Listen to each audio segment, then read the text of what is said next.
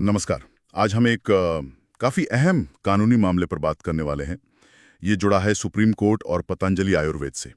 खबरों के मुताबिक पतंजलि अपने हेल्थ प्रोडक्ट्स के विज्ञापनों को लेकर सुप्रीम कोर्ट की नाराज़गी झेल रहा है। कहा जा रहा है कि ये विज्ञापन भ्रामक है। हाँ, और मामला इसलिए भी थोड़ा पेचीदा हो गया है क्योंकि कंपनी पर यह आरोप है कि उन्होंने कोर्ट को पहले एक आश्वासन दिया था। बिल्कुल, एक वादा किया था कि वो इस तरह के विज्ञापन रोक देंगे। हाँ, पर वो निभाया नहीं गया। और इसी वजह से अब उन पर कोर्ट की अवमानना मतलब कंटेम्प्ट की कार्रवाई चल रही है। सही। तो चलिए समझते हैं कि ये पूरा माजरा है क्या। हाँ। और क्यों ये मतलब आम लोगों के स्वास्थ्य और कॉर्पोरेट जिम्मेदारी के लिहाज से इतना जरूरी हो जाता है। तो जो मूल मुद्दा है वो पतंजलि के प्रोडक्ट्स को लेकर किए गए दावे हैं। हाँ, जिन्हें भ्रामक माना जा रहा है। और जैसा आपने कहा, ये पहली बार नहीं है, उन्हें पहले भी चेतावनी मिली थी। बिल्कुल। और देखिए, यहाँ सबसे अहम बात यह है कि सुप्रीम कोर्ट ने चिंता जताई है वो जन स्वास्थ्य को लेकर है।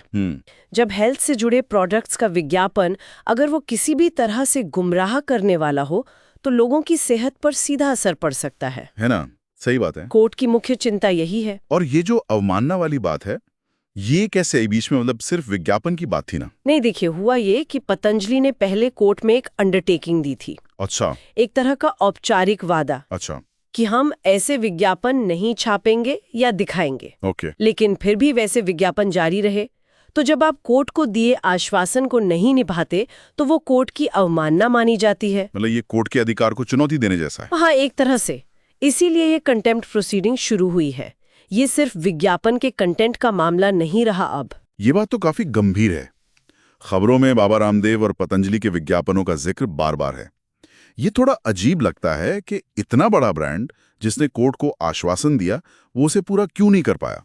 हाँ, और यहीं पर कॉर्पोरेट जवाबदेही का बड़ा सवाल खड़ा होता है। मतलब कंपनियों की जिम्मेदारी सिर्फ अपने प्रोडक्ट बेचने तक नहीं है, उन्हें अपने दावों के प्रति, अपने विज्ञापनों के असर के प्रति और अदालतों में दिए गए वचनों के प्रति भी जवाबदेह होना चाहिए। सही कहा। पतंजलि का ये केस दिखाता है कि कोर्ट अब इस जवाबदेही को बहुत बहुत गंभीरता से ले रहा है। तो क्या हम यह समझे कि अब आयुर्वेदिक या जो पारंपरिक दवाएं हैं उनके दावों की भी उतनी ही सख्ती से जांच होगी जैसे एलोपैथिक दावों की होती है? लग तो ऐसा ही रहा है, खासकर जब मामला इतने बड़े पैमाने पर लोगों के स्वास्थ्य से जुड़ा हो।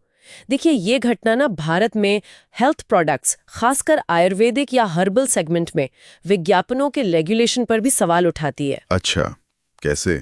मतलब क्या मौजूदा नियम काफी हैं? क्या उनका पालन सख्ती से हो रहा है?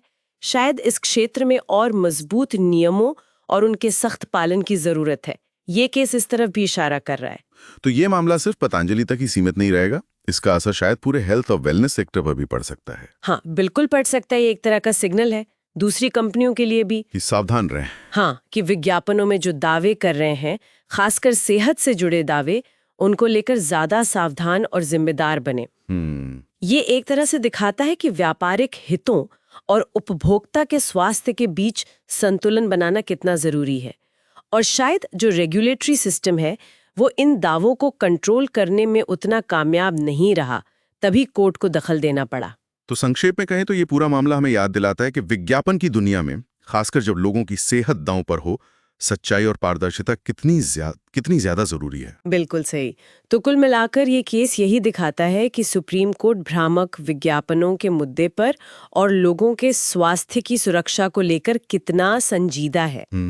पतंजलि का ये जो अनुभव है, ये व्यापारिक दावों की क्या सीमाएं होनी चाहिए और उपभोक्ता के अधिकार कितने महत्वपूर्ण हैं, इस बात को साफ करता है। और ये हमें सोचने पर भी मजबूर करता है ना, कि भविष्य में हेल्थ से जुड़े दावों के विज्ञापन के लिए स्टैंडर्ड्स क्या होने चाहिए। सही। और उससे भी जरूरी सवाल कि ये कौन और कैसे पक्का करेगा कि इन स्टैंडर्ड्स का सख्ती से पालन हो।